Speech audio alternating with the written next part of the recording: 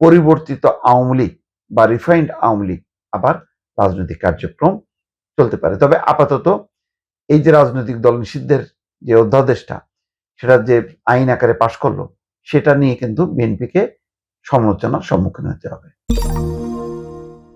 আওয়ামী লীগ নিষিদ্ধের সিদ্ধান্ত বিএনপি কেন বহাল রাখলো,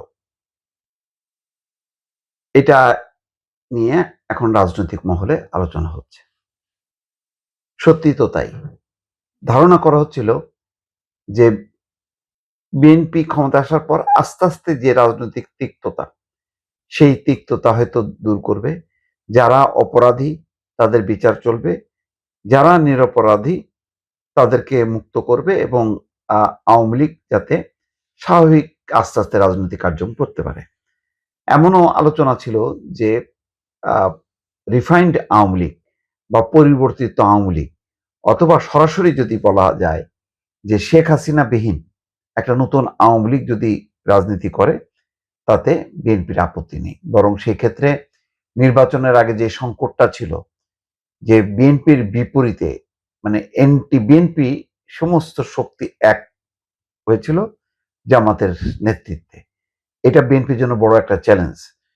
তো যেহেতু জামাত তৃতীয় অবস্থান থেকে দ্বিতীয় অবস্থানে এসে বিএনপিকে ধাক্কা দিয়েছিল, তখন ধারণা করা হচ্ছিল যে যদি আবার আওয়ামী লীগ ইন করে বাংলাদেশের রাজনীতিতে, তাহলে আবার রাজনৈতিক প্রেক্ষাপটটা পরিবর্তন হবে। তখন জামাত দূরে সরে যাবে, অথবা জামাত এই আওয়ামী লীগ বিএনপির রাজনৈতিক দ্বন্দ্বে মধ্যে তখন বিএনপির পেছনে আবার সামিল হবে, পেছনে কাতারভুক্ত হবে এবং নিজেদেরকে রক্ষা করার চেষ্টা করবে। বলা হচ্ছে যে এইভাবে যদি চলতে থাকে তাহলে বিএনপির জন্য বড় বিপদ হয়ে যাবে জামাত। কিন্তু আওয়ামী লীগ যদি আসে তখন জামাত মাইনাস হবে এবং জামাত তখন ভিড়বে বিএনপির পিছনে।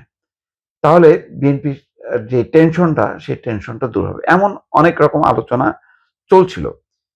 কিন্তু এখন অনেকগুলো অধ্যাদেশ কিন্তু বিএনপি অন্তত 20টা অধ্যাদেশ ঝুলিয়ে রেখেছে, সেগুলি তারা মানেনি। তো এখন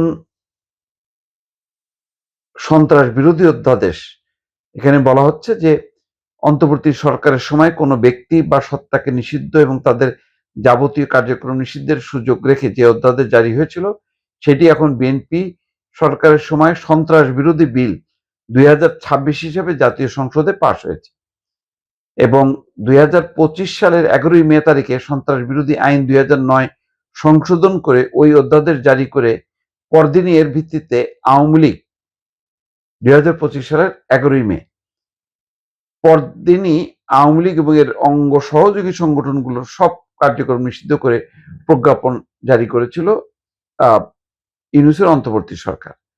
এখন বিএনপি চেয়ারম্যান তারেক রহমানের নেতৃত্বাধীন সরকার অধ্যাদেশটি বিল আকারে সংসদে পাশ করলো, বিল আকারে পাশ হয়ে গেল।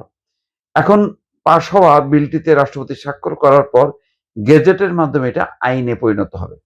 ফলে বিএনপির দীর্ঘকালের রাজনৈতিক প্রতিদ্বন্দ্বী আওয়ামী লীগের রাজনৈতিক কার্যক্রমে নিষেধাজ্ঞা থেকেই গেল এবং বিলটি সংসদে পাশের পর আওয়ামী লীগ সমর্থকরা সামাজিক মাধ্যমে এর সমালোচনা করে এর দায় বিএনপিকে নিতে হবে বলেও মন্তব্য করেছেন। প্রশ্ন হলো, দেশের রাজনৈতিক বাস্তবতায় সত্যি কি রাজনৈতিক দল এবং দলের কার্যক্রম নিষিদ্ধের দায় বিএনপি নিজেই কাঁধে তুলে নিল?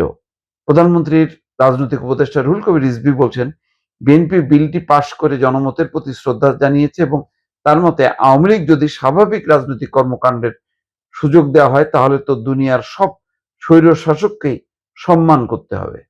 স্বাধীন মালিক অবশ্য বলেছেন, বিএনপি এমন পদক্ষেপ ভবিষ্যতে একই কায়দায় দল বা দলীয় কার্যক্রম নিষিদ্ধের ক্ষেত্র প্রস্তুত করল। অধ্যাপক মাহবুবুল্লাহ বলছেন যে সরকার যৌক্তিক সিদ্ধান্ত নিয়েছে এবং এতে দায়ের কোনো প্রশ্নই নেই বলে মনে করেন তিনি। এটা নিয়ে একটা রাজনৈতিক অঙ্গনে বিতর্ক থাকবে, কারণ এইভাবে যদি রাজনৈতিক দল নিষিদ্ধ হয় তাহলে ভবিষ্যতে বিএনপি এর শিকার হতে পারে, অন্য রাজনৈতিক দল হইতে পারে এবং আইন করে কোনো রাজনৈতিক দল নিষিদ্ধ করার পক্ষপাতী নয়। এটা 5ই আগস্টের পরে তারেক রহমানের আসার আগে মির্জা ফখরুল ইসলাম আলমগীর সহ অনেক নেতাই কিন্তু বলেছিলেন যে কোনো দলকে নিষিদ্ধ করার, আইন করে নিষিদ্ধ করার পক্ষপাতী নয়।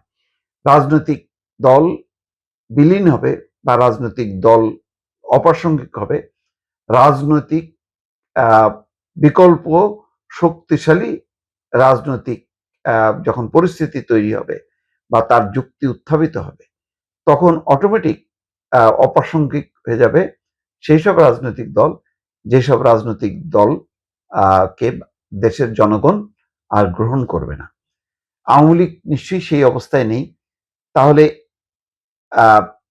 এই বিষয়টি নিয়ে ভবিষ্যতে যদি আওয়ামী লীগ আন্তর্জাতিক মহলে উত্থাপন করে, তাহলে কিন্তু বিএনপি বেকায়দায় পড়বে, কারণ এর দায়টা কিন্তু এখন বিএনপি নিজের কাঁধে নিল। এবং আওয়ামী লীগের সাথে ভবিষ্যতে সমঝোতার একটা জায়গাও কিন্তু সংকুচিত হলো। তবে অনেকেই বলেন রাজনীতিতে যেহেতু শেষ বলে কোনো কথা নেই, এটা এমন হইতে পারে এই ধরনের একটি আইন পাশ করার মধ্য দিয়ে আওয়ামী লীগের উপর চাপ তৈরি করা হলো।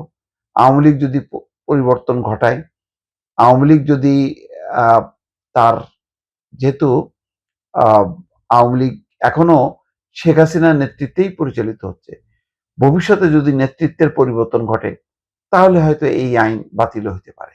এমন তো না যে আইন সংবিধান অন্তর্ভুক্ত হয়ে গেল, যেখানে সংবিধান সংশোধন হয় সেখানে আইন বাতিল করে আবার রাজনৈতিক দলকে রাজনীতি করার যেই বিধান, সেটা হয়তো চালু হইতে পারে।